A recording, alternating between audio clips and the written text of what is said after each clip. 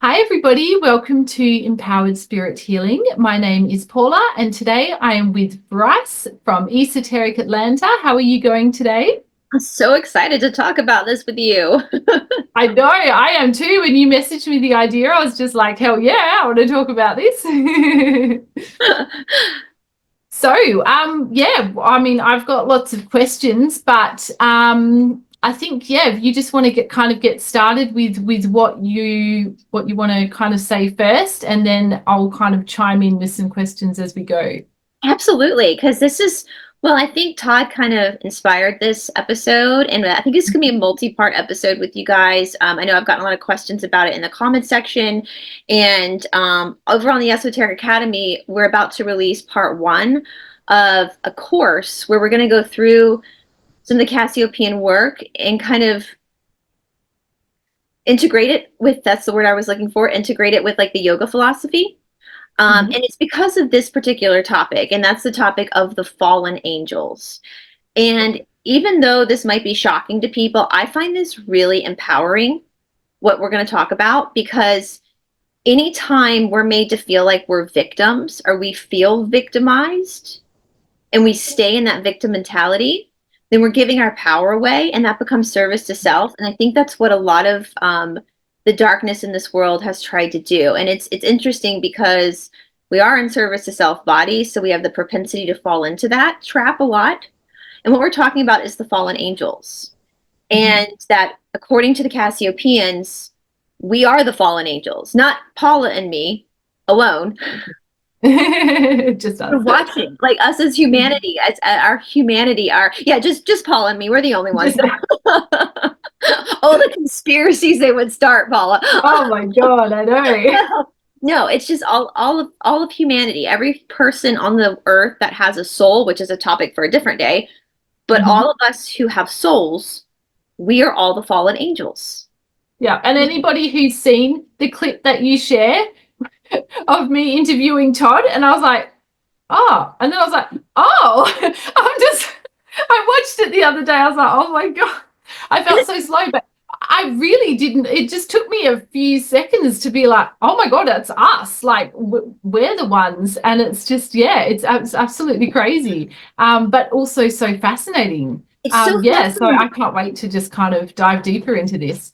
Well, this is the foundation, guys, of everything that is happening in our world right now. This is the foundation of the macro and the micro. This is the foundation of every minute of your life, of every karmic response you have, is this idea of us being the fallen angels. And so the way they explain it, so when I talk about this, and this is the first three episodes or classes in our Cassiopean course, we're going to go even deeper. So if this is fascinating to you guys, over on the Esoteric Academy, we're going to go even deeper into this topic. I know that sounds crazy because we're probably going to get pretty deep today, but there's even more layers to this, right? So basically the whole story about the fallen angels, we have separated that from ourselves. We think the fallen angels were the Nephilim. We have all these stories and things. And the Cassiopeans are very clear that the Nephilim are not the fallen angels. These are two totally different things. And the Cassiopeans are also very clear that we were not tricked. This is not a trap. So basically what happened was, we as a collective consciousness, because as you go up, you become more of a social memory complex, we were service to others. We were polarized service to others. And we collectively decided that we wanted to experience physicality, being in physical bodies. And the Lizzies, that's what they refer to the dark entities as, the Lizzies were like, hey, look, you can have this too. That's not a trick. We have to be very careful. We were not tricked. I don't like when people think, there's this whole conspiracy that we were tricked to keep following the light. You're tricked. Yeah. No. There's no such, the Cassiopeans are very clear about this. In the spiritual world, there's no such thing as trickery. Why? Because what's the main rule? What's the main rule is free will. Of course, and that makes sense. But that's really going out there at the moment. Sorry to interrupt, Bryce, but so many podcasts and so many people in the spiritual world are talking about this at the moment, that we've been tricked into being here, and that this is a trap, and that we're going through this karmic cycle that we have not been able to escape from. So I'm just so glad that we're covering this, because yeah, people are getting really confused, and it's confusing me too, because I was always under the belief of what you're explaining. But it's only, I've just noticed in the more recently, in the last couple of years, maybe people have been talking about it for longer, but I've only just come across it in the last couple of It's controlled opposition. It's controlled opposition. It's misinformation, because if they can get you to feel like you're a victim, then you give your power away. It's simple as that. And that's exactly what it does. It makes you feel like hopeless. Yeah. I'm just stuck here. Well, what can I do? Yeah, I'm just stuck here in this realm, and there's nothing I can do, and they tricked me into being here. And then you just feel helpless. Yeah. So I don't like it. We chose. The Lizzies were basically like, yeah, you can have this too. We made the choice to try it out, to come back down to third density, so that we can experience physicality. So what do I mean by physicality? Well, it's desire. It's desire is what we wanted to experience. Now, what do I mean by desire? Because I know everybody's main thought goes to the hokey pokey, we'll say, because we can't so do I. the word on the YouTubes, you guys know, but that's not the only desire that there is. Like, right? Sensual touching a silk, petting an animal, desiring a food, desiring a drink, or desiring to go to the beach on a vacation, to experience burnout. This is all in the realm of physicality and desire. So when we made that decision, we weren't tricked. When we made the decision to experience this, we started a new cycle for ourselves. That every time you come back down to, so what I think, and I don't know the exact years, I'm going to say 75,000. I could be wrong about that. It's in the law of one. But I think you have to spend, and it doesn't really matter the number, but there's a certain amount of years in our linear time that we have to stay in a density. So like, even though you might have figured it out, you still got to come back and you got to finish the grade, right? You got to finish it. Yeah. Right. And so we weren't tricked. And Todd said this with you. He said, yeah, now that we're here, we have to write it out. We have to finish it. We started it. Now we got to finish it. Yeah. We can't go, okay, no, I tried this body for a couple lifetimes. I'm ready to go back to service to others, the higher collective. No. We have to, you can't get off the roller coaster in the middle of the roller coaster. Yeah. Right. You got to finish it. Very good. You gotta you can't unbuckle your seatbelt when you're doing the loop-de-loop, right? Like you have to actually finish it. So can I just interrupt here and just ask, so do you think that's maybe where these people are getting confused? Because obviously when you're saying that we chose to come here, but that this is not just for one life, you're talking about a series of lives, because we can't just upgrade, we can't just level up in just one lifetime. We need quite a few lifetimes to experience so many different dynamics, and being different genders and different races, and different being rich and being poor, and so many different experiences to really have the full experience, basically. So do you think that because we have to keep coming back until we finish this level, basically, that's maybe where people are saying that we are in this trap? I think there's lots of reasons why people want to say this. I think that it's very nuanced. I think there are people that, because religion is falling, which religion is a service to self thing, right? Any religion that has like a hierarchy, because that's falling, people I think are feeling a little confused and a little bit like they're flailing, and so they want to cling to something. That could be a reason. I think another reason is that, I think there is ego involved. And so people, which is service to self, where people want to feel like they're better than everyone else. They figured it out. And so they put that out there. I think people also are so black pill that they can't also see the beauty of this experience and why maybe our souls chose to come here to begin with. Yeah. So they need to maybe take a little break from the conspiratorial world for a minute and like go sit in the park and smell the flowers and like be in that, and I think that I think fear sells too. I think anger sells. Yeah. And I do also think that there's a lack of accountability. I think people, especially nowadays, have a really hard time being accountable. And if you're the victim, then you don't have to take accountability. Yeah, it's almost the easy road out in a way, because even though it's not enjoyable to be a victim in any sense, but it definitely makes it easier if you can just put all the blame onto somebody else. Right. I mean, I see that all the time in my job. How many people tell me they can't work out because, their big toe hurts. It's something silly, and I'm like, listen, we got a guy at AYA that has cerebral palsy, half his body doesn't work, but she shows up every day, right? And so it takes a lot of courage to be accountable. It takes a lot of courage to accept responsibility sometimes. And you think about when relationships end, and how many people have a hard time when a relationship ends to take accountability for their part. I mean, Absolutely. It's hard for us to accept that we made this choice. But in my perspective, thank God we made this choice. Yeah. We're the ones, excuse my language, but if we're the ones that effed ourselves up, then we're the ones that can un-eff ourselves. Get ourselves out. Yeah, exactly.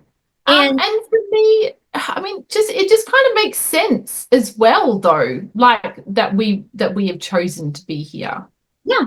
There's no trigger. And you have to also remember, guys, time is eternal. Time is eternal. There's no, so let's say we were up in that higher density as a soul collective in service to others. And we were like, you know what, let's see what it's like on the other side of this. Let's just, we got literally infinite time. It's an opportunity for us to refine our souls. And so we decided to step into these bodies. And so what I'm getting at too is by doing that, we were in a service to others collective, and by stepping into the physical body that we're in now, that we're all in, not just Paul and me, all of us, regardless of what race you are, regardless of where you live, you are in a service to self body. So we are in service to self bodies, and we are trying to go back home, which is service to others. So when we say Earth is one of the hardest schools to be in, that's why.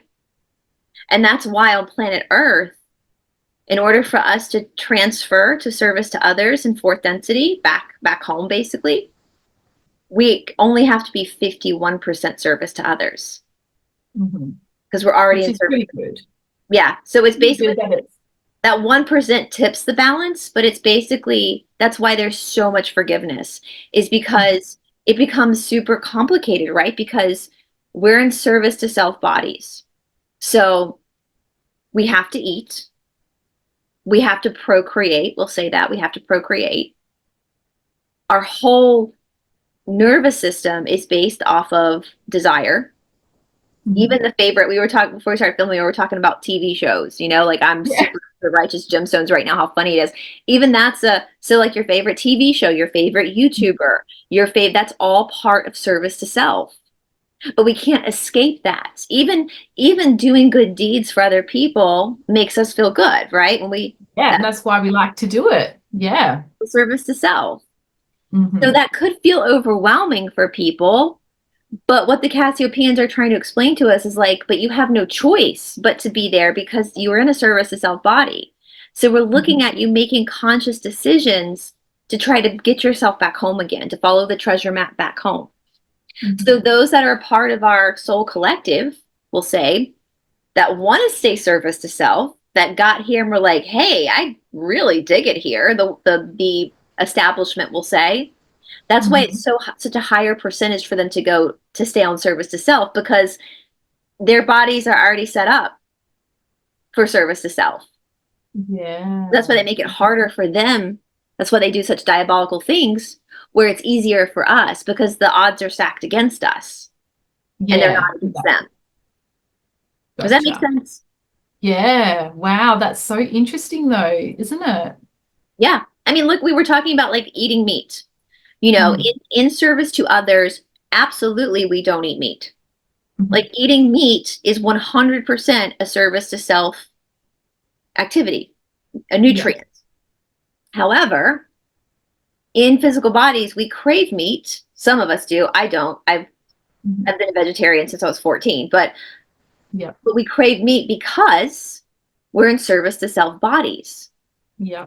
And the negative entities feed off of each other. They feed off of loosh, of blood, of all that kind of stuff. So that's why we crave it, or some people in human form crave it. And I see it all the time. Paul, I used to get all these emails from people trying to justify, whenever I talk about vegetarianism, they would send me these emails like trying to justify why they were eating meat, how I was wrong. And I'm like, it's black with this, it's black and white. Like, right, like eating meat is serving itself. Like that's when it comes to the spiritual aspect. I mean, look, I've watched a few channels because I was interested in the science of it. I'm trying to understand why people choose to do the carnivore diet. No judgment to them. Like if that's working for them and help them have great health changes, that's great. But my personal perspective is that I think they're getting great results because they've cut out processed food. And it's satisfying a craving. It's satisfying a craving. You're in a service to self body, so you're craving that adrenalized blood. You're craving that meat. You know. Then and I just think anybody that's going to cut out processed food is going to feel better, whether you do it, a vegan way or a carnivore way. By cutting out processed food, you're going to feel better because you're not consuming all this crap. But my thing is that long term, I just don't see how it can be good for the body to be consuming meat. Well, I mean, and I personally just sorry. Especially as we get closer to the transfer point where we start to transfer from service to self to service to others, because we're getting close to that point. So that's why a lot of people, you've seen an uptick in vegetarianism. You've seen an uptick in like different pursuits in people, because all of a sudden this resonance is happening. Even though we're in a service to self body, we're feeling that drive to go back home. Those of us that want to. I mean, and if looking at it from a purely spiritual perspective, why would you want to kill something? Take another life on your own. Yeah, we get mad. They talk about that. Like, we see like how the Lizzies feed off of us, right? Like they feed off of our children. Like we know this. If you're in the conspiratorial world, we'll say, because we're on YT for educational and entertainment purposes only, but that's what we do to the two. So we're 3D. The Lizzies are 4D. Animals are 2D. So what the Lizzies do to us that we get so mad about and so offended about, we're doing it to the animals. Exactly. I struggle with it. It's a hard one. Yeah, that's part of service to others, when you actually can recognize. And sometimes when people send me these emails, I feel like they're doing that because they're triggered, because they know deep down what they're doing is not okay. But they're trying to justify it because they're scratching an itch. Now, with that being said, there are laws of forgiveness around eating meat for some people. For some people, not for all people, for some people. If you grow up in India, for example, where it's 80% vegetarian, and Indians, guys, so they don't eat. 80% of India is fully vegetarian. My teacher never ate meat a day in his life. Neither did his parents, for generations. Most Indians live way longer than Westerners. They live well close to 100, So eating meat does not expand your life's capacity far greater than being a vegetarian. That's bunk.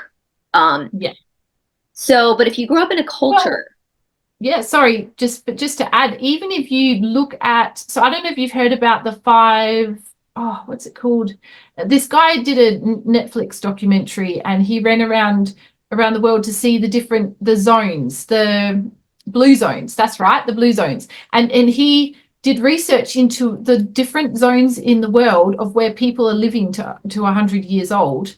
And the majority of them are all eating a vegetarian diet. So what does that tell you? Eating meat is not optimal health. It's just you have that desire because you're service to self. You have that desire to crave blood because you are in a service to self body. And I think once you realize that, because what the Cassiopeans also say, what is the big protector? Knowledge. So once you know that, you can start to see things a little bit more clearer. Now, if you grew up in India and you just decide to start eating meat, the laws of forgiveness are not going to be kind to you than if you grow up in like a more when you, like, we grow up in the Western world, kids eat meat here. Like, that's part of our, Yeah. so for us to stop that is going to be harder than someone who grows up in like India. So there's a little bit more forgiveness for us here in the Western world. Now, with that being said, this is not just an issue with meat. This is the same issue with, we'll say, the hokey pokey. Yeah. Every time you do the hokey pokey, you are feeding the Lizzies that energy. 100%. There's no time doing the hokey pokey where you're not giving energy to the Lizzies. Wow. So that just completely explains why there is just promotion of that everywhere. But how do we, Movies, so this is where the TV. balance, because that's the way that we also show love to. So even if you're doing the hokey pokey with someone that you love monogamously, it's still feeding the Lizzies. Right? We can't get around that. But that's how we procreate too. So and we have those, just like, so let's go back to the food for a second. Like, we have to eat. If you were to starve yourself, that's martyrdom, and martyrdom is going to put you also service to self. So this is where it becomes complicated, right? So, like, we have to, we have to eat. We can't not eat. So can I, sorry, I keep interrupting, but I'm just so intrigued by this. But so say, for example, someone like Francis of Assisi, and he was kind of not eating, but he was on a spiritual journey. What are your thoughts around that? Because that's complicated again, because, like, I mean, I know that he was practicing, like, he was trying to not be of his body. And so he's just kind of being like, oh, yes, that body's hungry again. The body's thirsty again. That was kind of his thought process. But I'm just, that's complicated. And there's a lot of trickery here, right? That's why we only have to be 51% service to others, because it's complicated. It's hard. This is a hard obstacle for us. We have to find that balance. And I actually like Francis of Assisi. I've covered him. Obviously he lived a very long time ago, so who knows what the information we're getting is. I think he had good intentions, but I think there's a lot of trickery. I think there's a lot of not trickery, I would say. No, that's a bad word to use. There's a lot of confusion. There's a lot of confusion. And, well, how do we even know we're getting the true story about him anyway? Exactly. So when we look at things like that, like, yes, we're not, I say this all the time, your body's not your soul, your body's not your soul, your body's not your soul, but the body is the Shakti of the soul. So even though the body isn't, it's like the unsolvable riddle, right? Even though the body is super important, it's also not important at the exact same time. And Todd and I were talking about this the other day. It's like that, because we'll get into how the yoga plays into this, because yoga kind of does this. Yoga, when I talk about the physical practice of yoga, I'm also, as you guys know, I believe yoga is practiced in all exercise. So whether you're doing asana practice or whether you're running, we exhaust and wring the body out so much in order to realize our karma, and that's it. Like, we don't go to the yoga mat for a six-pack, even though that will happen. We're going back to literally get in our body to figure out what attachments, because that's the thing too, that's desire, right? Attachment is desire. So when we are intentionally, like Ram Dass talked about that, even if you're fasting for spirituality, if you're fasting and you're craving food, you're desiring food, then you're not fasting, you're starving yourself. Yeah. So if you're going to fast for spiritual purposes, you need to be to the point where you're not even thinking about food, where you're not attached to the hunger. Right. Yeah. So if you're fasting and you're getting hangry, then that's service to self. Like, you're starving, you're martyring yourself, basically. You're starving yourself. Exactly. And then what's interesting, because I've been reading a bit more about the doshas recently, and in this one particular book that I was reading, the author was explaining that doing things like diets and fasting and stuff is not always very good, because it's actually ruining your metabolism. When you're doing that. It's actually destroying it. So he's explaining that if you want to improve your metabolism, it's not by dieting and restricting yourself. It's by improving the agni, the fire in your belly. And by to do that, well, obviously exercise is going to hugely improve that, but also it's about consuming the right spices for your dosha type. Yeah. So because the spices is what gets the belly, gets the fire going in the belly, so that you can properly digest the food. Yeah, and that's the whole point. Like, how can I maintain the optimal health for my body, which is service to self as everybody else's? How can I accept that, lean into that, so that because to intentionally destroy your health is martyrdom, which is again service to self. So how do I maintain my optimal health in this body that is service to self in order to polarize back service to others? How do I do that? Starving myself is not going to do it. Overindulging is not going to do it. Being lazy is not going to do it. So we have to like actually study our body, which is studying the karma. It all comes down, which is lessons. And that's what the Cassiopeans say over and over again. Everything is just a lesson. Everything is just a lesson. So, okay, so this is a lesson. We were in service to others. We came down to experience the physicality of service to self. We're here learning the lessons of a service to self body while trying to go back service to others. So we do things. How am I going to get my particular body to be at its optimal health so that I can continue my work while also being in a service to self body? So we do things like study the doshas, understanding our disposition, because everyone's so different. Yeah, to have a one size fits all diet is also service to self, because that's somebody trying to control other people. So like, I've used this example before. I'll keep using it for a long time. I had a person like leaving comments on my channel like, everyone should be using coconut oil. And I would always respond and say, please stop saying this. You're going to put people in the hospital. Just because coconut oil works for you doesn't mean it works. And if you're trying to control other people and force them to eat the way that you eat, that's you trying to dominate other people, right? So we have to go back to making our own choices. Same thing with eating meat. Like, here's the truth. You know, facts are facts, feelings aren't facts. The fact is eating meat is service to self. It's self-explanatory. Now that you know that, and now that you have a service to self body, now you have to make the choice on if you want to continue eating meat, or if you want to actually try to nourish your body in the way it needs to be nourished while pulling away from hurting another living thing. And you know, they even go so far as to talk about how if you're eating meat and you understand what's happening when you eat meat, then you have no right to complain about what the Lizzies do to humans. Wow. Because that is hypocritical. Wow. You can't torture an animal and take the life force of an animal, but then be upset when the Lizzies do it to you. So that's another way of looking at it, perspective of looking at it. But here's the thing: if every part of your life is pledged to serving others, but one part of your life is just eating meat, but everything else in your life is serving others, then it probably doesn't even matter that much, because you're already in the 51%. So that's where it gets complicated, and it's different for every person. Yeah.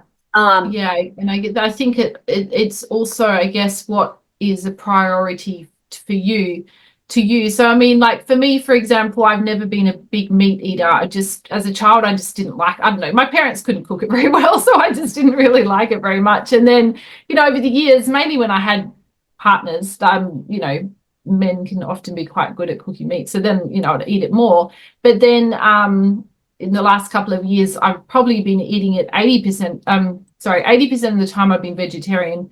And then, but then listening to you, one of the readings I think you did, or one of the videos you talked about a couple of months, like maybe 6 weeks or something ago. And I was just like, the way you were explaining it like this, and I was just like, I don't want to do this anymore. I'm just like, yeah, I'm just going to go 100% now. But that's because that's what feels right for me. Nobody has told me to do that. Nobody's made me do that. It's just my own personal choice. You're following your gut.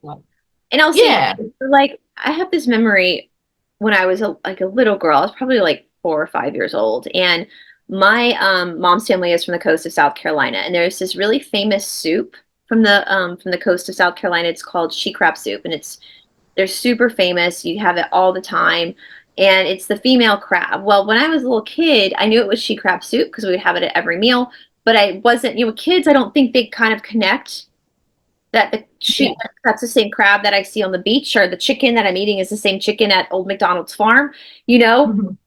And usually when the soup comes to you, it's like this, it looks like kind of like, it's like a white creamy soup. And so you Yeah. don't really you see little chunks, but you don't, as a kid, realize that that's crab meat. Well, we went out to this restaurant, and it's a vivid memory. They put the soup down as the starter. In this particular restaurant, the way they created the soup, the body of the crab was still kind of, the meat was still in the crab, and you had to mush it. And I'll never forget the waitress putting the soup in front of me as a kid. And we were all sitting and I remember standing up on the booth, because, you know, when you're a little kid, you can stand up. And I just started screaming, crying, like just crying. I grabbed for my mother, because it hit me in that moment that that was an animal, that I was eating an animal. Oh, And yeah. my initial reaction at that age was sadness, grief, anger. I was so disgusted, like disgusted by it, and just did not want anything to do like with this practice. And so even though at that age, obviously I was in a service to self body, my soul kind of Yeah. refined itself, and that like woke up a little bit. And so I think for me, like for me now, like I can't even fathom like eating meat. Like that's just so not cool. So you have to listen to, so obviously my soul, your soul, a lot of our friends watching right now who have started, and I've gotten so many comments over the 5 years I've been on YouTube, where people in their 50s and 60s all of a sudden are starting to feel a desire to go vegetarian, and they've never felt that desire before. And I think it's because we're getting closer. And so That really makes sense to me. I mean, so Bryce, on my channel at the moment, I've been reading a book called The Golden Future by Diana Cooper, which is a really beautiful book. I really love it. And she basically explains, I think it's around 2032 to 2050. Like, I think by the time we get to 2050, I think, yeah, by the time we get to 2032, there might be some pescatarians left. But by the time we get to 2050, she believes, from the information she's received, that everyone's going to be vegetarian. There is going to be nobody eating meat, because it's just, on a spiritual level, it's, I think, as people are rising to a higher ascension, like a higher level, by high vibration, sorry, you know, you have so much compassion for others, for other living things. There's more clarity. That you can, it's like eating your dog or your cat. Oh, there's not any difference. Yeah, it's not. Mean, you visited a farm and you've seen the pigs and the cows and the chickens. They are such beautiful animals. And then to think that they end up on your plate, it's like, we have been so fooled to believe that that's okay. And the fear you're ingesting when you ingest how the animal died. And it's just, and I know people will be like, well, animals eat each other, but yes, but animals are 2D. That's the thing. We're 3D. So we have a higher, consciousness, more critical thinking. The higher up you go in density, the more critical thinking. So the animals are not judged by them eating each other because their consciousness, but we are, because our consciousness, it's like, you wouldn't judge a kindergartner if a kindergartner didn't know what 2 times 2 was, but you would judge a 5th grader if they didn't know what 2 times 2 was. You know, like, so it's different. And also, animals don't most of the time don't overeat unless their human gives them. You know, they're very responsible about the way that they feed themselves. That's interesting. Yeah, it's definitely. And so you start to, just like the 4D positive beings, maybe we call them angels, want to envelop us with love, we start to feel that compassion to envelop 2D with love. Yeah, absolutely. So it brings a totally different perspective. If we think about the horrors that happen on these islands, in these parks, you guys know we have to be careful what we say with these kids, but then we're also inflicting that same horror on animals. Exactly. This is where I just don't get it. People just don't, they think, well, because they're animals, it's different. How is it different? It's still a living sentient being, just like you're. And when that's happening to tiny little beings, human ones, how is that any different to that happening to these animals? If people are saying, oh, it's just an animal, well, that's how the Lizzies see us. Oh, it's just a human. Yeah. It's just a little human. And that's only a tiny one. That one doesn't even know what it's thinking or what it's feeling. It can't feel anything. I mean, it's like stepping on an ant. Like, and there is laws of forgiveness with ants and insects too. Like if you accidentally step on an insect that you didn't realize you killed it, that's a law of forgiveness. However, are you just killing roaches to kill roaches?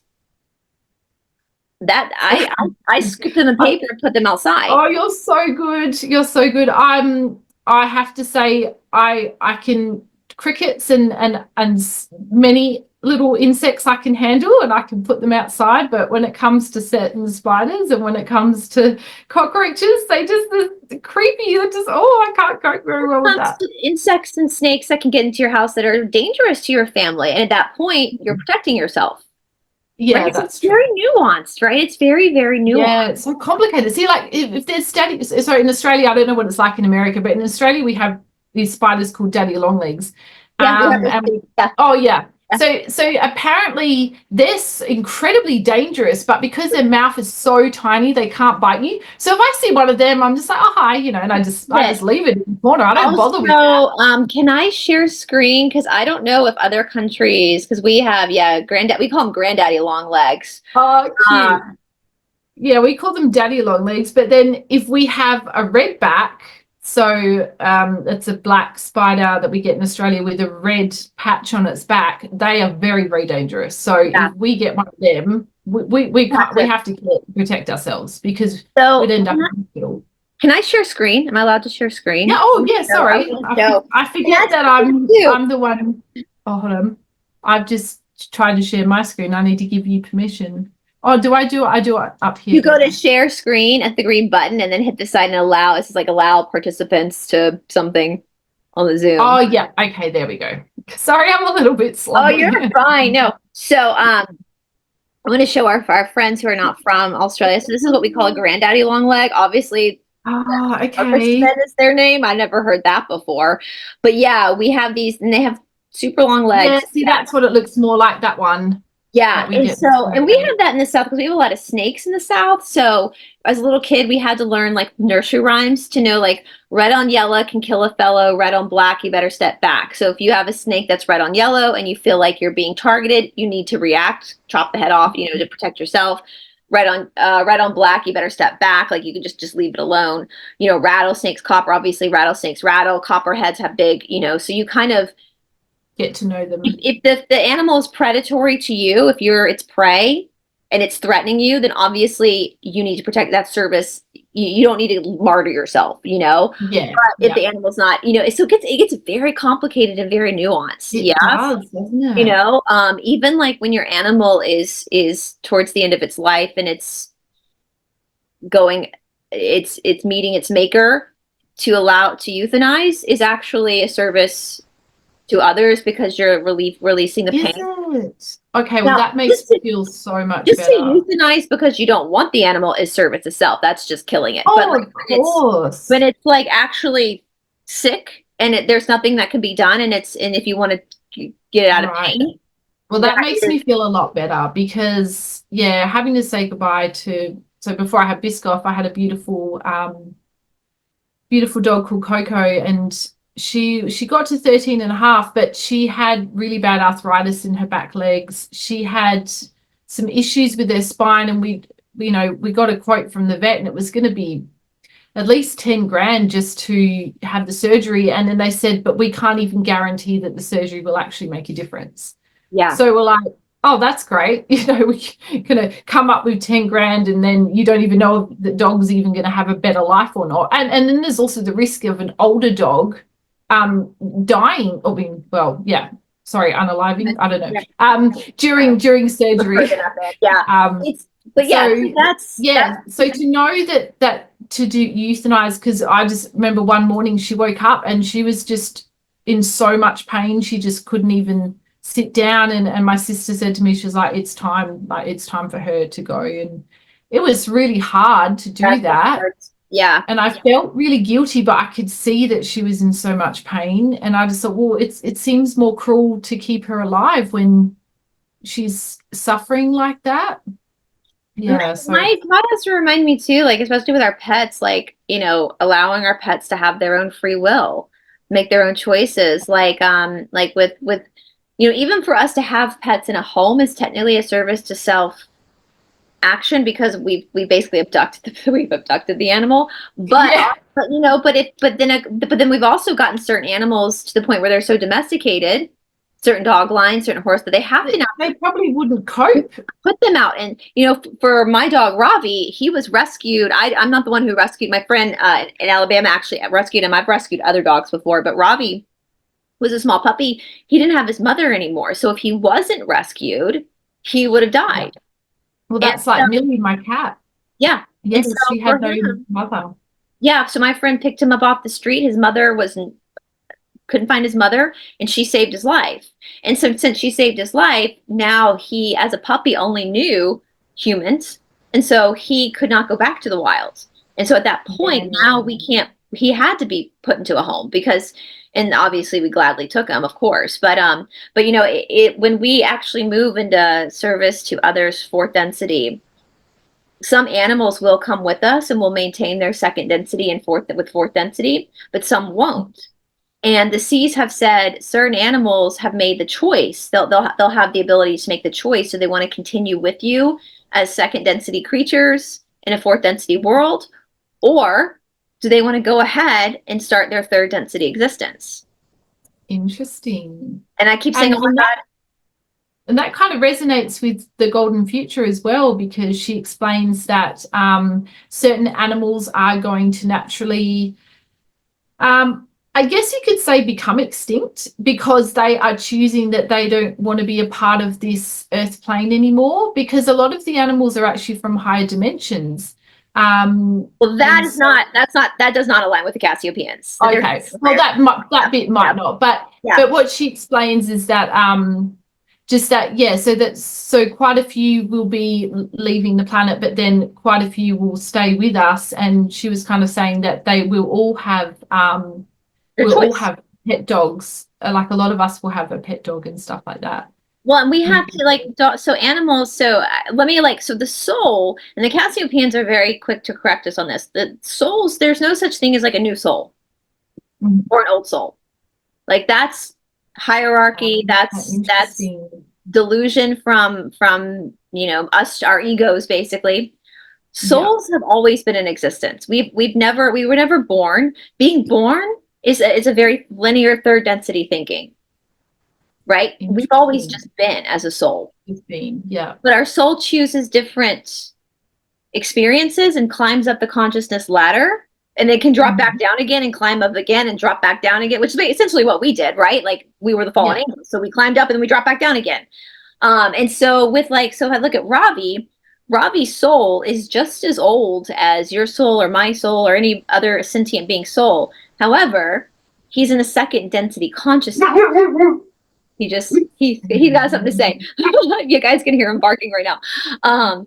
And so the consciousness, the understanding, the brain is the level where we are. So even though the soul, so like your kid in kindergarten, their soul is the same age as yours, but they're in kindergarten. So their brain is not, and us as full grown ass adults, like we can't, there's certain concepts that even though our soul might understand it, our brain can't, because our brain is third density, third level. So that's wild too. The Cassiopeans are right. Like that there is no such thing as an old soul or a new soul. Now, again, you could have somebody like what Tamara does with like 6th grade souls who have gone up the ladder multiple times and decided to come back down. So they give off the impression of being an old soul, but it's just because they're like a wanderer, right? And they've decided to come back down again. And so they're coming from a higher density back down again, dropping down a couple of pegs to help, which brings I asked Todd this the other day. I said, so if the soul collective on Earth is the fallen angels, what does that make the wanderers? Because a wanderer is a totally different topic. A wanderer is somebody who decided to come down from like 6th density to jump into a third density body here on planet Earth to help vibrationally help move, bring people home. Yeah. And Todd goes, does that mean that they were part of the original fallen angels group? And Todd goes, well, no, but the wanderers made the decision to come back down and be a part of this group. So the same rules apply. So the same rules apply. So that's so then it still doesn't mean that they're It doesn't matter at that point if they were a part of if the wanderer was part of the original soul cluster or not. It doesn't matter because the wanderer made the decision to come back down anyway. And as soon as they made that decision, then you got the same rules apply. The same rules apply. And that's the thing, like we've talked about the wanderers a lot, and I know I have a lot of the markers of being a wanderer. So does Todd. You probably do too, Paul. A lot of people who are leading the charge have a lot of these markers. Okay, yeah. But it doesn't, like, even Todd says, like, it doesn't matter. Like, he doesn't even get caught up in that, because to think you're a wanderer, or to know you're a wanderer, but then it doesn't make you better than anyone else, because you're still in the same physicality. Wanderers can get caught too in the karmic cycle. Yeah, you've got the same struggles as everybody else. Yeah. And so it doesn't, the point is, and I think about that too, like with the fallen angels, like, and again, as I said, a lot of people are so focused on like the darkness of this planet. And yes, this planet is super dark. It's super chaotic, but there's also a lot of beauty here. And I can imagine that is why our souls decided to come back, was more for the beauty. You know, like, and there's so many lovely things to experience here. So many, I mean, just hugging somebody is just having nice friendships and having relationships, and, you know, just going down to the park. Like, I love just taking Biscoff down to the park, and I just take my shoes off and put my feet on the grass and just see the leaves blowing in the wind, and just, we have so much beauty. And that's why our souls originally decided to come here, was to experience that. You know, like we talk about the hokey pokey, that isn't, just like eating meat, there's no ifs, ands, or buts about it. It is service to self. Like that, there is no, any type of desire is service to self. However, we're in service to self bodies. So in order to keep our optimal health, we have to like give in to some of those desires, but we do it in a responsible way. So that is why, you know, I believe, in my opinion, I haven't seen the C say anything on this, I think that's how marriage got started, was to say that if we're going to do the hokey pokey, we're going to do it with one person, and we're going to love that person, and we're going to create a life with that person. And even though, like, I know for most of us, we've had multiple monogamous relationships at this point, so it's okay, but like, we're responsible about it, which is where the brahmacharya comes from. And that's what I say it so many times. You know, even if you look at the hokey pokey, when you do the hokey pokey with somebody, two people are becoming one, right? Literally, physically, that's literally what's happening. So you're sharing karma. So anybody who's a spiritualist or a healer, if they're in an open relationship, to me, that's a huge red flag. Huge red flag. Like, I will not go to a person who's in like an open relationship, because you're bringing in so much karma energetically, and it's creating so much chaos energetically, that, to me, that states that you don't actually know what you're doing, that you don't understand the first thing about karma and spirituality. So that's a huge red flag for me. And now hearing the Cassiopeans, because that's what I knew from my yoga studies, but hearing the Cassiopeans talk about it, it even reiterates why spiritually it's super important. Like, this whole idea of tantra, of yoga, that's not multiple partners. The West has turned it into that. It's one partner in India, one. But no, that's so like when you're doing the hokey pokey with somebody and you're in a monogamy and you create a child, that's how we come through to be on this planet. So it has to be done. We can't just all go celibate. And if you're practicing celibacy, but you still have the desire, then you're martyring yourself. Interesting. So what are your thoughts on, you know, people that become a nun or a monk or things like that? Because that's becoming celibates. If they are literally, I mean, there's some people that are asexual that don't have any type of good for them, like they don't have any type of desire, then that's fine. And, you know, everybody's karma is different, so I guess every situation would be different in that setting. But yeah, it's just like fasting. Like, if you're fasting but yet still craving to eat, then you're not fasting, you're starving yourself. These are very fine lines in rules that are make it very clear. And it's okay. You're in a service to self body. You cannot overcome your body.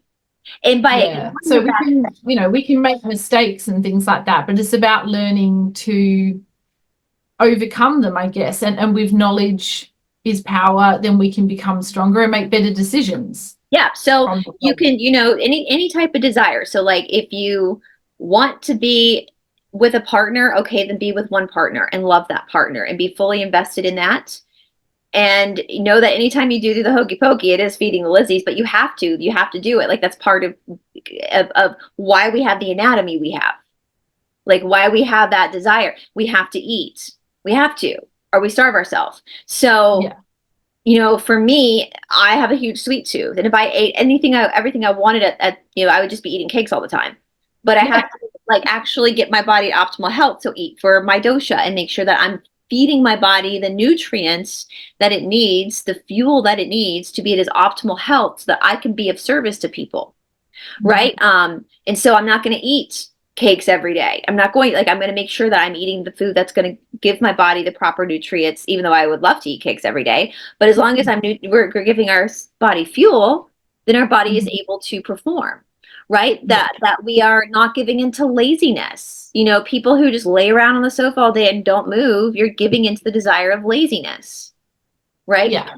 And you put that desire aside and get uncomfortable for a while so that your body can be at its optimal health. So you're spiritually, you can be in your body. You can't escape. If you're trying to get out of your body, then you're not moving forward. Yeah, exactly. You're going to have to take this ride again, because the point is to be in the body, our souls chose to be in this physicality for a reason.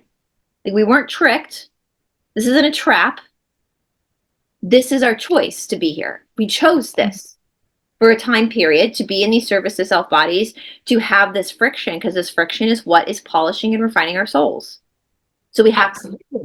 You're not going to go to the gym and just sit against the wall and watch everybody work out, are you? Like that's not going to do anything. Not going to do anything. Like you actually have to be invested, but understand what the Yoga Sutras call it attachments. That's desire. And when you really understand what the Cassiopeans are saying, you understand that the Yoga Sutras of Patanjali is literally a handbook in how to negotiate that within this existence. Because the Cassiopeans say if we were in service to others' bodies, then we would have equanimity with everything. We wouldn't feel like when we do something good for somebody else, we wouldn't need that feeling of feeling good about ourselves. Like we wouldn't need that because we were in service to others. We would be unattached to the outcome. And so that's where the Yoga Sutras, the Yoga Chitta Vritti Nirodha, the understanding how this works, observing it, but slowly starting to observe those attachments for what they are, which is just desire, which is part of service to self. Recognize that's what that is. It's just part of the condition of the body, but we're trying to go service to others. So we're gonna carry what we have to of the service to self with us as we slowly transition away. And that, again, my friend, is why on planet Earth, not any other third density planet, but on planet Earth, it is only 51% to go service to others. Because any higher would be virtually impossible for us. Yeah, wow. So that's very fascinating. Isn't it fascinating? But I feel like, and that's for me too, Paul. Like, I don't want to be the victim. Like, don't tell me I'm the victim. Like, because what can you do with that? Where can you go from that? It's just... And that's giving my power away. Like all these people I see on like Telegram, I don't know if you guys saw it. I might have shared it on Instagram, but there is now leaked footage which is sad. But I kind of suspected that the Q movement is controlled opposition. Like there was a breach with the emails and and I kind of suspected that it was called controlled opposition because it was getting you to like trust the plan. Well, what plan? And like, don't worry, someone's coming to save you. To wait for someone to come to save you is service to self. Now, the powers that be know this. They know about this polarity. And so they can get you to submit your power to them. They become stronger. And if they can depolarize you, so if you're in a service to self body and you're going service to others, if they can pull you back, that gives them more power. So anytime you give your power away, you're feeding them, right? Anytime you expect somebody to do something for you, like save you, you're giving your power away. And so for me, understanding that nobody tricked us, we came here out of our own free will, we're doing the damn thing together, we got to finish it. Just like the Nike slogan, let's just do it. Let's just finish it. Like let's enjoy it while we're, since we have desire and since we have to just maintain that and be responsible with it, give that love to your pet. Give that love to your children. Sorry to interrupt again, but so do you think that's kind of like with the whole Ozempic thing and all these kind of, that's very service to self as well. I mean, yeah, service to self, because I mean, of course, obviously, if people have a serious health condition, like diabetes, what it was made for. Yeah. yeah, that's what it was made for. But even still, I mean, how many people out there have had all kinds of serious health problems, and they have changed their lives because they have done something like doing yoga, changing the way they're eating, changing their thought process, doing meditations, doing visualizations, visualizing that their body is healthy and whole. And, so, but yeah, but my question is just with things like that, that's just kind of another form of something to save you, isn't it? Yeah, it's lazy. It's not taking. I mean, if you have diabetes and you need that, then that's a totally different story. So yeah, it's different if you're born with, especially if you're born with is it the type 2 or is it the type 1? The type 1 you're born with, type 2 develops. Right. But okay. because Ozempic was created for diabetics. So Yes. if you are diabetic and you're trying to get your health back, that might be a medication you might absolutely need. And that can help. And that can help you in that arena. It is service. You are service to others at that point because you are trying to get your health back in order. You're doing what you can to help other people. Yes, but I was referring more to the people that are taking it that don't have diabetes. If you're just, I follow this guy on Instagram, a doctor who's also into physical fitness, and I'm paraphrasing what he said the other day. He was like, people blame genetics all the time.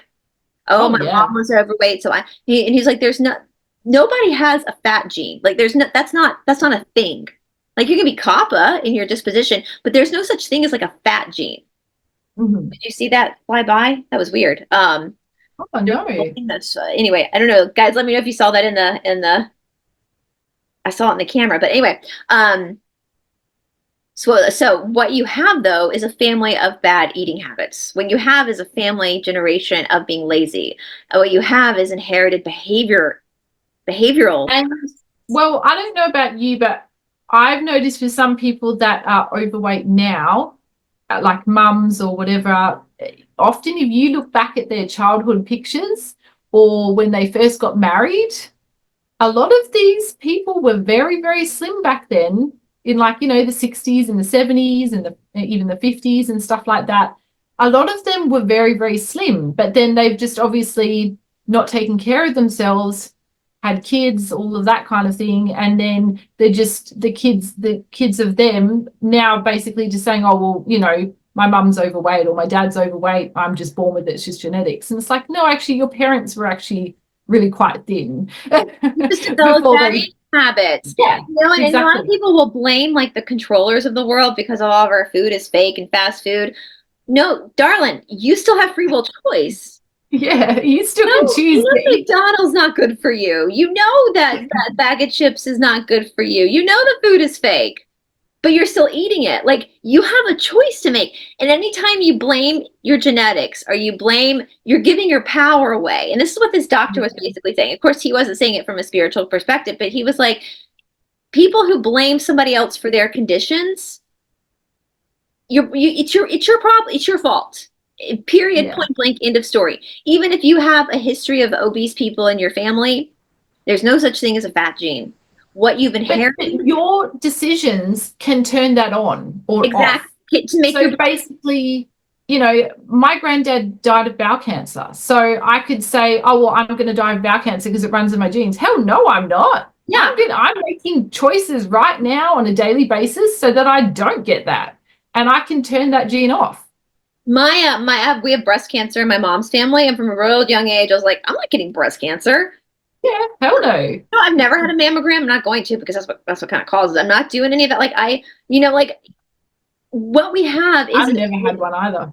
No, I'm not doing it. That's what I mean. Now I can't say too much on the YouTube. You guys know what we're alluding to. That's kind of what maybe the problem starter. But what we have, and this is what I'm encouraging all of our viewers to think about. What you have is generations of bad habits. So you haven't inherited any particular body type from your parents. What you've inherited is bad habits.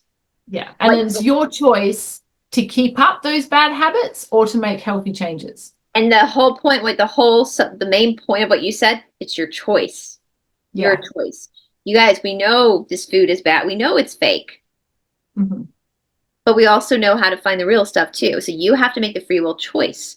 And the body keeps the score, right? The body keeps the score. You can't, the body's never going to lie for you.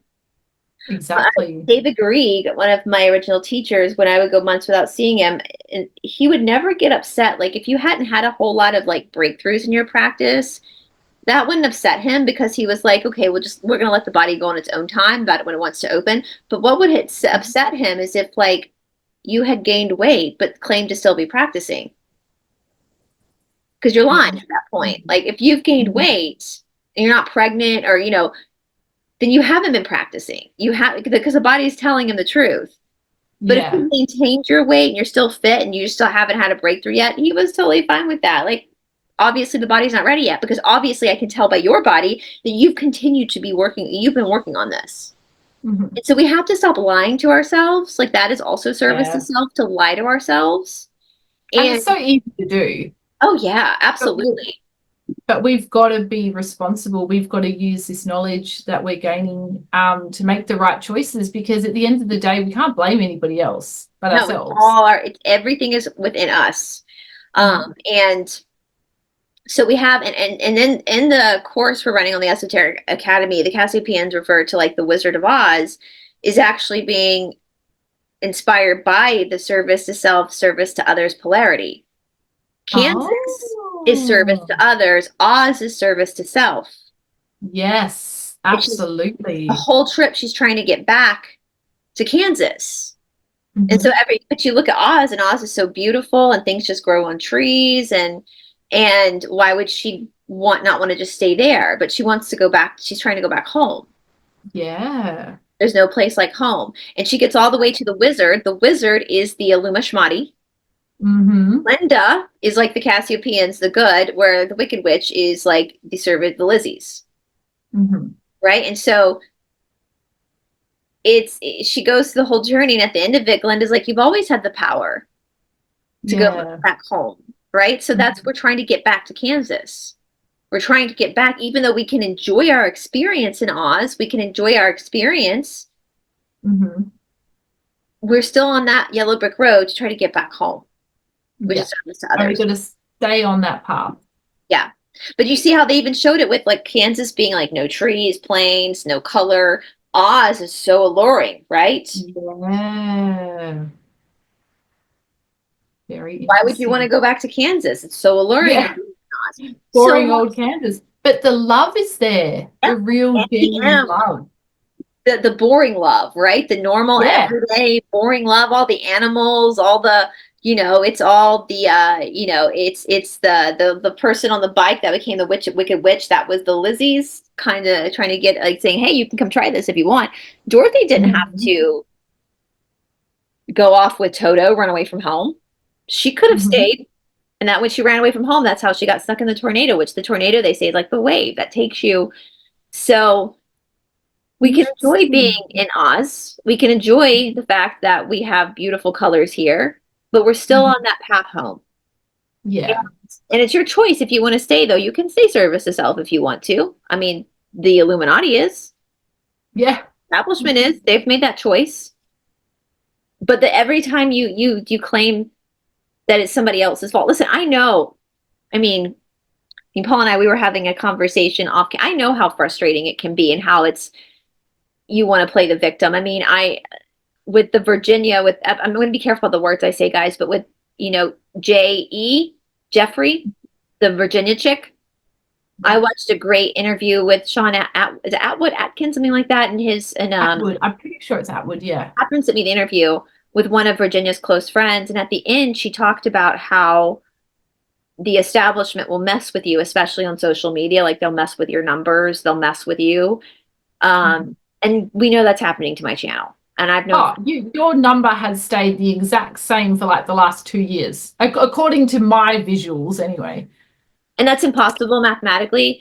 And I know people said like my videos will be up into the thousands and then all of a sudden it'll drop down to like 700. They're messing with the numbers to mess with me. so that I become discouraged and give up. But knowledge is power. I know what they're doing. Like I know exactly what they're doing. So, and I know that more people are seeing these episodes than I can see. And and it's not about, but that's the thing is it's not about Esoteric Atlanta is not about me, even though it's my channel. It's about the information. Yeah, and it's not about the numbers. It's about sharing this information with as many people as possible. So if it's saying that you've seen less than what, I mean, if less people have watched than what actually have, that's, who cares? Like, that's great, because at least we know that it's reaching people, and that's what matters. But that knowledge is what gives me that liberation to keep going. Exactly. Otherwise you could get really down and want to give up. And so that's a lot of people. And that's the thing. It's like, okay, well, and what they're doing is they try to play with the ego, because the ego is service to self. So, you know, I could sit and the ego wants the high numbers. Yep. And great. Yeah. But then I have to remind myself, like, I'm just the conduit of this information. This information is for the world. And so I'm going to just keep doing it. And even though the numbers I see are not accurate, it doesn't matter, because it's getting out there. And I know when I started talking about the law of one and the Cassiopeans, I tell my boyfriend this all the time. I'm like, you realize, because it's not, he taught me about this, the law of one, that's from him. I would have never known about this if it wasn't for him. And I tell him all the time, because he's so introverted. I'm like, you realize how many people, just by you talking about it to me, and I was the conduit, how many people across the world have really woken up? Because I don't think we're really awake until we understand the law of one, until we understand what's actually happening, how the game is being played. Yes. Because that's so important. It's so, because a lot of the truth of the world is playing the victim. That's what they are, and waiting around for somebody to come and save them. But once you know the rules of the game and how it all works, that's when you can start to make better, smarter choices. You can work smarter and not harder. They lose their power, because all of a sudden you're like, I'm not going to play this game. I'm not waiting for some military group to come save me. Like, I'm not a damsel in distress. Like, I chose to be here. I chose this. I bought the ticket for the roller coaster ride, and so I'm going to ride it. I'm not going to blame somebody else for peer pressuring me into doing it. Like, I'm here. And while I'm also waking up and making hard choices for myself, I'm also going to take time to enjoy being here as well. I'm not going to be so miserable and depressed. I'm not going to be, to be totally black-pilled is also service to self. That's to be told, that's selling your soul, that's soul smashing, right? And so I'm also going to take time to enjoy watching shows like The Righteous Gemstones and laughing at the crudeness of, and enjoy that, or watching The White Lotus, or watching Severance, or any of these crazy shows I like to watch. Like, I'm going to take my time to enjoy that too. And I'm going to read my little murder mysteries in the bathtub. I love taking hot baths. I'm going to enjoy that. Yeah. I'm going to play my game on my phone. Exactly. I'm going to baby my dog, and and I'm going to, but I'm also at the same time doing the hard work. I'm also doing the shadow work. I'm exercising every day. I'm getting in my body. I'm facing that reality. But for the time being, I'm just going to write it out, because at some point there's going to be a transfer. And when we go service to others, you guys, this is what I'm saying too, like, service to others, we don't eat food like we do. And so if you love food, say goodbye to it. Service to others. Enjoy it here while you can. So just in closing, Bryce, I'm interested, what would you think would be the best takeaway that we can do right now to really, really empower ourselves? Don't be the victim. First step is you have to take accountability. Like, think about AA, right? What do you do when you're in AA? You say, I have a really funny uncle once who joined a gym, like back in the 90s, this gym, and I would never forget this. He's always so funny. He goes, I joined this local gym, and these group classes, and I realized, like, we're all fat in these classes. And he goes, I kind of felt like it was like AA, we're gonna have to sit in a circle and be like, hi, my name is such and such, and I'm a fat ass. We have but we have to do that, right? We have to take that accountability, like, of where we are right now. I chose this. And even if we use food again, like, if you do struggle with that, then that's part of your karma. So that's part of that whole, like, so now we got to figure out why you're eating bad. Like, why do you keep self-sabotaging? Because it's not about the food, really. You desire the food, but there's something else there. And that's where the yoga comes in. That's where exploring this, that's where you get to explore yourself. And the more you step away from that victim mentality, a victim of your parents, or a victim of this, or a victim of the Illuminati, or a victim of the deep state, whatever it is whatever story you've told yourself, the more you step away from that and the Mhm. more accountability you take, the more powerful you're going to feel. It's Yeah. like the more you strength train, the more you get in your body, the more, the better decisions you start to make. When you actually own it and you're like, I am a fallen angel. I chose to be here. Like, there's a reason why my soul, in its infinite wisdom, decided to take this roller coaster ride. I didn't Yeah. get tricked. No one tricked me. I'm not a stupid imbecile. I'm not this idiotic soul that was like, okay. No, I made this decision. Mhm. And I want Yeah. everybody watching right now, if you think your soul is not stupid, your Mhm. soul is not naive. And so It you have knows to, exactly what it's doing. it Yeah. knows what it's doing. It knows what it's doing. No one tricked you. You're too smart Mhm. to be tricked. You made this decision for a reason. You bought the ticket for the craziest ride in the roller coaster in the amusement park for a reason, Mhm. right? It took courage. And so you have to be courageous. You have to start questioning yourself. Like, if you struggle with hokey pokey, maybe you're someone who has an addiction to the hokey pokey. It's the same thing Mhm. with people who have a desire and addiction to food. Why are you doing that? Yeah. So now we've got to, you need to do that with a partner, but you've got to figure out why you're doing it with multiple partner, why you feel that addiction. Like, Yeah. that's the Or the karma. need to do it. Yeah, Yeah. If that's you the feel like karma. you need it and you can't not have it in your life, Right. And it's so definitely something to look at. Yeah. you have to just start examining yourself. Nobody else is going to have the answers outside of you. I would say look at Ayurveda, look at dosha systems so you understand yourself better. I promise you though, and I've said this before, when with the Yoga Sutras, get a copy of the Yoga Sutras because that's the manual. Because Yeah. what we're looking for is equanimity in yoga, right? Being able to experience everything, feel it, but not judge it. And that's pushing us towards service to others. Because when we're in that judgy feeling, when we're so invested in our emotions that they see, that's when we go Yeah. service to self. We're going to feel the emotions. We're going to feel the nervous system. We're going to feel the desire. It's going to happen. Can we feel that desire? Can we do what we have to do to maintain optimal health within the desire, but also not judge it, and also be able to control the emotions in that sense, which is a service to others, if that makes Yes. sense. And I will say too, Absolutely. Paula, we said this before, if this feels overwhelming, you guys, like theory, as my teacher would say, theory don't want, just practice. It's easy to talk Yes. about this in theory. Putting it into practice is where it becomes hard. But I promise you, if you start an exercise program, even if it's just to start with going on a walk for 20 minutes a day, 5 days a week, Mhm. it will start to change you because you Yes. will become It more, does. yeah, Yeah, because when you start to move your body on a regular basis, I don't know, but I've just felt like for me, whenever I really get into a good exercise routine and really stick with it, you just naturally want to eat better. You naturally start to be more organized. You naturally feel more productive. You want to actually, like, I never used to be a morning person, and now, like, I love getting up early now. Like, yeah, it's still a bit of a struggle when you first wake up to get out of bed, but on the weekend I actually slept in till about 10 o'clock, which was crazy because my daughter had worked really late. And I was so annoyed. I yeah. felt yuck. I felt I had a headache. I felt like I was hungover, even though I hadn't even drunk anything. And I was just like, I've just wasted so much of my day. So I'm actually a real morning person now because when you start moving your body, you become more productive and you want to make the most of your day and do more things. But I think one thing I've learned from you recently is in terms of exercise, it seems like weight training seems to be what we really need to do. Was it the Cassiopeans kind of Yeah, well, so hinted it's towards kind that of like to resistance training, strength resistance, training. sorry, not weight Do training, that. Well, you resistance can use training. weights, absolutely, but you can also do it through like calisthenics and like yoga is really strength training if you're doing real. Yeah. I mean, that's the thing too, guys. Part of taking your power back is realizing who's a fake yoga teacher and who's a real one.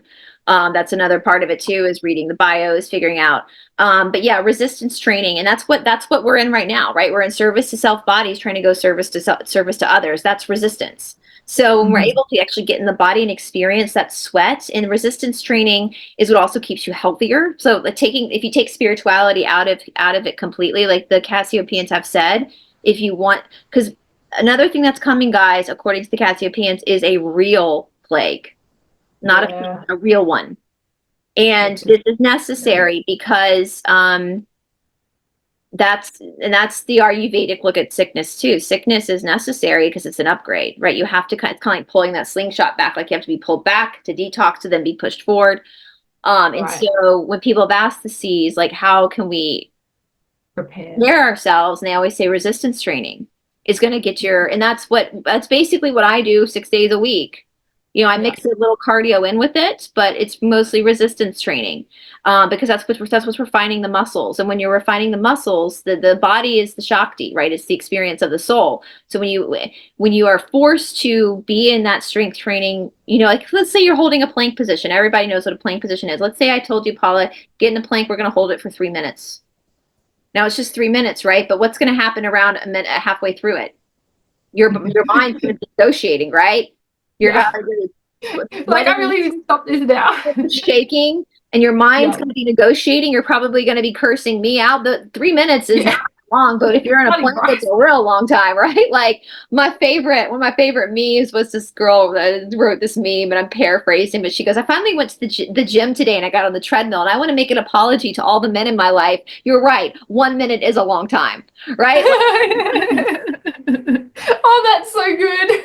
Right. 1 minute is a long time. So like, you know, and that's the relativity. So like when you put yourself in that, so not only when you're in like a strength or lifting heavy weights, that's also resistance, right? It's a different type, but it's resistance. So the body is having to, when you are in that moment of having to engage all of your muscles, the mind is right there and it's sharpening itself, as is the soul. So you're not just training the body, you're also refining the soul. Mind. Yeah. Well. And so you're able to handle and withstand what's coming. And the cleaner your body is, well, that's not necessarily the cleaner, but the more stable your body is, which we're going to talk about that. It would be stronger because even our muscle strength and things like that actually has an impact on our immunity, which, you know, you don't really think about that. But people that exercise on a regular basis are definitely would be sick a lot less because your body is strong in so many different ways, plus the mind, the mental strength, and as you said, the soul strength as well. So yeah, so I think if, you know, we can take anything away from this great conversation today, it would be that you need to take responsibility for yourself. You need to empower yourself and start doing some resistance training to prepare. Absolutely. Self-governance, like don't let someone else govern you. You do self-governance, you know, and that's, and also I wrote on my notes too. So one thing you can tell, the Cassiopean said, you can tell who is orienting towards service to others or people who have a sense of humor, because being able to laugh is a service to others' quality. And so with that being said, like laugh at yourself. Like even though we're taking back our power, we can still laugh at ourselves and the ridiculousness of our situation. Like when you're able to laugh at yourself, that is you really taking your power back, right? Like, you know, it's so, you know, laugh at yourself. Like, you know, if you're trying to work out and it's like when I'm in my practice and I'm really struggling with something, I very commonly will just start laughing because it's so awkward and just so, you know, like it's just like this is like and I've seen Sharat do that. And there was this one girl one time, she was learning her TikToks, which TikToks come way later in your practice, but you basically are on a handstand and you flip your feet back and forth. So you're going back and forth. Oh, wow. And it's called a TikTok. It's part of backbending. It's really hard. It's easy to tick. It's hard to talk because ticking, you're pushing yourself over, but talking, you have to stand up with your arms, feet. It's really, people get stuck there. And I'll never forget watching this girl. She ticked and then she was about to talk and she kept pushing and nothing was happening. And Sharat was sitting there watching her. And then Sharat just started laughing. And then she came out of it and lay on the bath and just started laughing too. Like they both just, because it was just so, I love that. You know? Because it's like it is what it is. What else can you do? You know, you just gotta keep practicing. But it's funny when you see people like trying to, you know, and that's, you know, as Joe Rogan says, we're goofy. Humans are goofy. So even though this is hard and we're being badasses and taking our power back, we can also afford to have a sense of humor about it as well. Yeah, have a sense of humor and enjoy the beauty. Yeah, enjoy the beauty and laugh. Yeah, I love that. God has a sense of humor, so laugh about it and just, you know, Yeah, but I'm hoping we can do multiple parts on this, you guys, with Paula. I would really love to. I've got a video that I recorded a long time ago that I'm going to actually drop tomorrow. After this is going to be part 2, where we're going to go through some of the Cassiopean readings about this as well. And as always, just do your own research, you guys. Like, the Cassiopean Forum is free for everybody. Do your own research. I will say, Paula, I cannot wait to start this course on the Esoteric Academy. I'm going to be sending the first part to Paula probably today or tomorrow, so it should be up by the end of the week. And we'd love for you to join us over there, where we're going to go even deeper into this, like even combining both what the Cassiopeans are teaching with the yogic philosophy of what we're doing on the Esoteric Academy. And is there anything? I mean, and if you guys, we're going to be doing our next live call, our conference. Saturday. What's the date on Saturday? The 10th. 8 a.m. my time, which is Eastern Standard Time, New York City time. 8 a.m. on Saturday, which is 8 p.m. for Paula. And so we're going to be talking about the doshas. So we're going to do a deep dive in that conference over the doshas, where I can answer your questions. We're going to talk a lot about Ayurvedic stuff, which kind of go in line, correspond with the doshas, some different rules of Ayurveda, like how pure you keep your body in alignment with where you live, the times of day, the different times of your life, and what dosha, how that triggers different dosha responses. So we're going to do a big live call with our students for that. If you're on the Academy and you can't join us on Saturday at 8 a.m., that's no problem. You guys know after we do it, we then load it up to so you can replay it later. We've always got the recording available. Yeah. So is there anything you want to add about all that stuff, Paula? Oh, no, I just love this. This is great. I feel very empowered after this conversation. And, that's the whole point of my channel, is to find ways to empower ourselves through healing. So, I love it so much. And I'm looking forward to the next one. We're all in it together, you guys. We all fell together. So you're not alone. I meant to say too, so exercises that are going to be dropping this month on we're going to be looking at the axis, which is also Sushumna, the spine. And what that means in the body, the spine, and the axis of the body, the central axis. So we're going to do a lot of exercises around that to actually look at the body from a different perspective as well when it comes to the spine. And that's our point too with the exercises too, Paula. Like, we're talking about the C's. I'm not interested in like getting you fit so you look good in a bathing suit. Like, that's boring to me. If you exercise, you're just naturally going to get fit anyway. That just kind of comes with it. It's just a fun side effect. It's just a fun side effect. I'm interested in you exploring this spiritually and using your body, which is your service to self body, which is your main teacher, and realizing that. And well, I don't know about anybody else, but I'm really motivated to really work more on this resistance training to prepare our bodies because if we're going to have some more sickness coming to us, like a real one this time, we're going to be having a real one this time. We actually really want to be healthy. And that's most of our exercises are. We have some that are based only, like I have a few that are just cardio based for people who like cardio, but most of them are resistance. Most of them are all even if I have cardio mixed in, I have a lot, even if there's no equipment mixed in. And you guys, it's great because you can do this in your house, like nobody's watching you. So if you do feel silly about doing some of this stuff, the only person judging you, the only soul judging you is your dog. So pretty much. So that's the beauty with it. But and we do have 10% off if you use the discount code Shashumna10. I think we're still doing that. I'll put that down in the description box. You get 10% off your first month. We got some really fun stuff happening this summer, guys. We're not going to say anything yet. We're already planning the summer. We're going to have a huge thing happening this summer. So I'm super excited, and I can't wait to hear you guys ask your questions down below in the comment section. Please share your questions. Absolutely. Yeah, and you get 7 days of a free trial anyway if you join us over on the Academy. So if you're really interested in taking this course, but you're not sure if the Academy is right for you, we will let you know once the course drops. You can sign up, have 7 days to experiment with it and see if it's worth it for you. So just binge watch. Exactly. So, all right. I guess that's it then, Paula. Anything else? No, I think that's it. And thank you so much for joining me and having this great conversation. And I can't wait for part 2. And I hope everybody has a great day. Too. All right, you guys. See you soon. Bye, everybody. Bye.